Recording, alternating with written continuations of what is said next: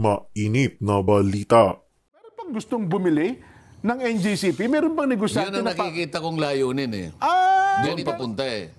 Ayun, gustong i-buy out ang Naalala mo, meron tayong Maharlika Investment Fund. Ito po yung pondo na kinalap ng gobyerno mula sa iba't ibang mga sources para gamitin sa pagnenegosyo. Yeah. Pero ang hindi nila pinapaliwanag ngayon, sa 2 taong mahigit, hindi nila ito na-invest. wala ho ba? Akala ko pa naman to mula noon hanggang ngayon, gumagalaw na. Kumikita. Wala eh. Kinakailangan kasi, ininvest mo na yon. Nilatag mo sa bangko. Tulog yun. Ano sinasabi natin? Ano ang impact nun? Kung hindi mo inagaw yun sa Development Bank of the Philippines saka sa Land Bank, sila yung nagpapautang sa mga maliliit na negosyo. Ito yung nagpapagalaw ng ekonomiya natin. So in 2 years time, hindi man lang napagalaw ang ekonomiya, natulog ang pera mo, ngayon naisip nila, bilhin natin yung NGCP. So sige, nabili mo kunwari yung NGCP. Makakaragdag ba ng employment? Hindi. Pareho lang, ikaw lang magpapatuloy nun eh. Basta lalo tayo magkagulo-gulo kung pinag-uusapan dyan. Nasaan ngayon ang paggalaw ng ekonomiya? Saan na napunta yung 200 billion, ano? Ay. Kinakailangan magpaliwanag ka kasi pera ng ating mamamayan. Diba? Parang hinahanapan nila ng mali ang NGCP. Kaya tuloy sa conclusion ko, meron pang gustong bumili ng NGCP? Meron bang negosyante Yun ang nakikita kong layunin eh. Ganito kasi, ba? ganito yan. Although nasagap ko na sa grapevine, parang doon papunta eh. Ayun, gustong i-buy out ang Naalala mo, meron tayong Maharlika Investment Fund. Meron.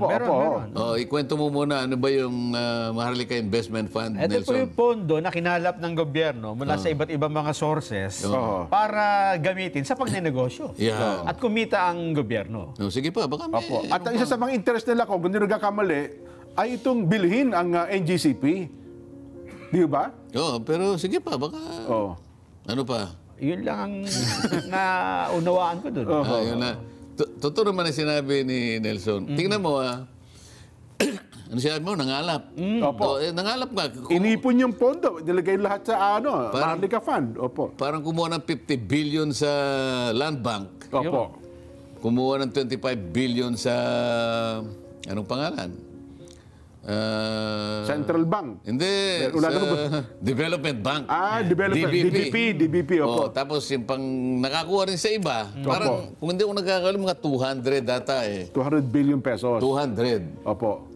Pero, ang hindi nila pinapaliwanag ngayon, sa 2 taong mahigit, Oo nga, matagal na. hindi nila ito na-invest. Wala ho ba? Akala ko pa naman to mula noon hanggang ngayon, gumagalaw na. Kumikita. Wala ininvest. Kinakailangan kasi, ininvest mo na yon. Oo nga po. So yung perang kinalap mo, sabi ni Nelson, kumita ba? Well, umaasa ko ngayon kung kumikita na yon. Dapat. Hindi, teka mo, kumita ba? Wala hong nire-report. Kasi kung inano mo sa bangko yon, alam mo, siguradong nilagay lang nila sa bangko. Ay, hindi kumita na ngayon yan. So, palagay mo na, hindi siya kikita dyan eh. Sang-ayon doon sa objective na kinakailangan kasi, kaya ka nga nagtatag nung gano'n, parang sovereign guarantee. Parang sovereign fund yun eh. No? Yes. Para sa gano'n, yung paglalaga ka nun, makapag-create ka ng isang malaking factor sa ekonomiya. Halimbawa, pagmulan ng trabaho. Ganyan. Ma-activate mo, ma-spur mo yung galaw ng ekonomiya. Yan ang layunin nun. Pero kung kasi nilatag mo sa bangko, Tulog yun. tulog yun. Ano mo, palagay mo na. Sige, palagay mo na. Kita ko yun kahit paano. 200 billion, palagay mo 1.8%. Kasi alam ko yun, parang hindi... Baka sa bonds lang inano yun eh. Hindi pa eh. Alam ko hindi sa bonds eh. Palagay mo treasury bills halimbawa. T-bills, Okay. Palagay mo na meron siyang 2%. Nakita yung 200 billion. Di akala mo kumita siya, no? Akala mo kumita. Palagay mo merong kitang sa loob ng 2 taon. Palagay mo kumita ng mga 100 to 200 million. Hindi naman siguro. Mga 75 million? Wala, siguro 70 to 75 million halimbawa din. Halimbawa lang. Could be 50 million. O yung overhead nun. Ay, yung mga taong nandun nga Na naman. merong nagbabantay nun. Oo. Ha? Alam mo kung magkano ang sweldo nung magkano yung sweldo nung presidente nung ano, nung director. yung pinakabantay doon. Opo. Mga ano yun, mga financial wizard siguro yun. Yes po. tama, 2.5 million a month. Totoo yun. Ganun ho ba? Oh. 2.5 Million naman. times 12. 20, mga 25 million. Times 2. 2 years na eh. Oo, mga 50 million din po. Oh, edi wala rin. Lugi nga.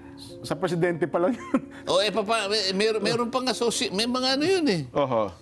Ano sinasabi natin? Ano ang impact nun? Kung hindi mo inagaw yun sa Development Bank of the Philippines saka sa Land Bank, sila yung nagpapautang sa mga maliliit na negosyo. Eh. Aha. Ito yung nagpapagalaw ng ekonomiya natin. Opo. Gumalaw sana. Di ba? So in 2 years time, hindi man lang napagalaw ang ekonomiya, natulog ang pera mo, ngayon naisip nila, bilhin natin yung NGCP. Ganun. Anong magiging problema pagka yun? So sige, nabili mo kunwari yung NGCP. Makakaragdag ba ng employment?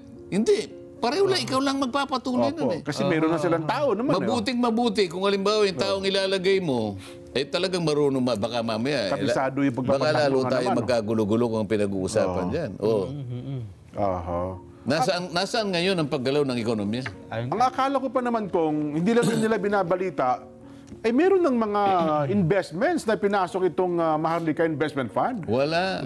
Hanggang ngayon Tsaka ba? dapat Wala. naririnig natin. Ang isa sa alam ko dyan, sila magpopondo ng infrastructure. Mga big tickets infrastructure sa Pilipinas, projects, di ba? Kaya sinasabi ko nga kay Nelson, pagka ikaw ay napunta sa Senado, Nelson, isa yan sa ipatawag mo agad. Ay, papatawag ko talaga yan. Opo. Saan na napunta yung 200 billion, ano? Ay. Kinakailangan magpaliwanag ka kasi pera ng ating ano yan, ng ating mamamayan, di ba? Ay, naku. Anyway, ko nga, bago kayo dumating, nailatag namin, meron tayong Vox Populi. Ang tanong ho natin meron kasing plano ngayon na magkaroon na po ng regulasyon.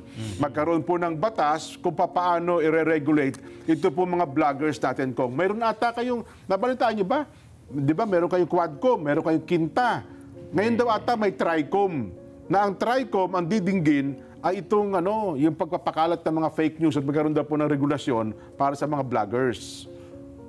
Yun po ang bago. Sino ang... Hindi pa namin alam. Ito ata yung bunga ng privilege speech ni Congressman Ace Barbers ukol doon sa mga batikos sa kanila, yung mga miyembro ng Quadcom at saka ng Good Government Committee. Bakit ba kinakailangan pa silang gumawa ng... o pagsanibin pa yung isa, 2 hanggang 3 committee, samantalang pwede namang isang committee na lang ang Dominig dyan. Para daw po mas makapangyarihan, Kong. Para pag pinagsama-sama, powerful, di ba? Para magulo, di ba? Anyway, Kong, ito po ang ilang mga reaksyon na kinalaman sa ating Vox Populi. Sabi po ng ating mga reactors, hindi po, mula kay 5712 ng Ilocos Sur. Opo, napapanahon na. Sapagkat laganap na talaga ang fake news sa kasalukuyan. Daniel Christopher Garcia ng Pasig City. B, pabayaan na lang po kung meron talagang nalabag na batas. File a case po. Lovely from Mandawi City, Cebu. B, hayaan na natin sila. Mayroon namang cybercrime law. 3224 ng QC.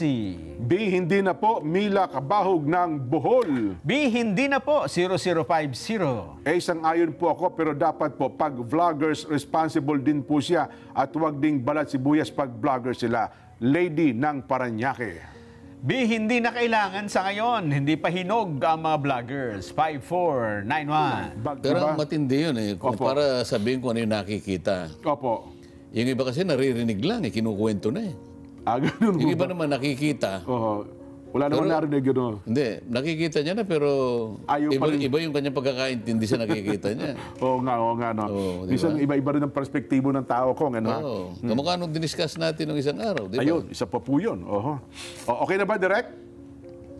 Standby lang daw. Kong, tuloy ko lang pala. Meron pa tayo ibang balita ito, Kong. Mahalaga lang po ito. No? Sa part daw po ng PNP, kasi nung isang araw, Kong, ay nabalita, nais pong liwanagin ng Philippine National Police yung mga issue kaugnay daw po ng halos kalahating bilyon, 500 million na intelligence fund na bahagi daw po ng panukalang pambansang budget para daw po sa 2025 na ito daw po ay mali. Yun daw hong pondo na ito ay hindi po congressional insertion, kundi ito pala talaga ko ay hiniling ng PNP Chief General Francisco Marbil upang palakasin po ang kakayahan ng PNP sa usapin po ng cybersecurity. Ayon, sa nakalipas daw po kasing buwan, nakaranas ang PNP ng mga cyber attacks. Nakita, nababalita naman po yan. Ano, ha? At nabunyag din daw po ng kahinaan sa mga kritikal na aspeto tulad daw po ng PNP clearance system, firearms registration, database, at iba pang sensitibong tala sa pagkapatupad daw po ng batas. Binibigyan din daw po ng insidenteng ito na agarang pangangailangan na protektahan ang state secrets at tiyaking ligtas ang mahalagang operasyon ng pulisya na bahagi po ng ating pambansang seguridad. At ito nga po ang dahilan kung kaya humihiling sila ng 500 million pesos na intelligence fund at nakalaan po para sa pagbili ng mga bagong teknolohiya at kagamitan na kinakailangan upang patatagin naman daw po ang cybersecurity infrastructure ng PNP. So hindi daw po ito congressional insertion, Kong. Kasi nasaan ang problema? Ang binabalita kasi dati, parang ginagawa nila negatibo na parang isiningit daw po ito. So nililiwanag ngayon ng PNP, hindi po yan siningit, talagang hiniling yan ng PNP na ipagkaloob sa kanilang pamahalaan. Hindi Ayun. ganun ang nabasa ko sa dyaryo, Jen. Yun na nga po, Kong, oo. Ang sinasabi sa dyaryo, wala namang pundong na ibigay sa kanila. Opo. Parang sinabi yata ng Pangulo na yung iba ilipat doon. Kaya nagkakaroon ng problema. Pinalipat. Yun nga po, pinalipat ko kasi tapos ginawa ng iba, ay, parang ano yan, parang insertion.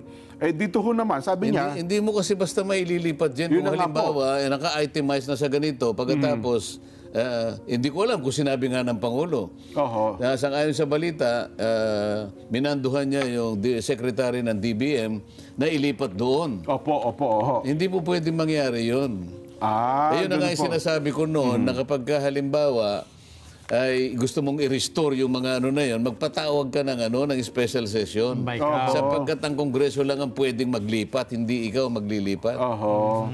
So Ayun. magkakaroon ng pagkakasa. Ewan mo lang kung ganun nga nangyari. Ako, kinukomenta ko na sang-ayon sa pagkakabasa ko, Doon sa accounts ng na balita, no? nandito na yun. Pagkatapos ililipat mo ron, ay technical malversation yun. Oho. Ayun.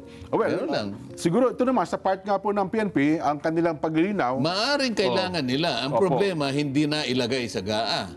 Pagkatapos ililipat doon. oho, Hindi po pwedeng maglipat sila sapagkat gawa na yung batas. oho. Kongreso lang ang may karapatan na Oo, kung maglipat. ganun nga yung nangyari. Oho. Ayun. Ay, at least malinaw po yung bagay na yun. No? Kasi mukhang talagang kailangan naman ng pambansang pulisya. Ayan.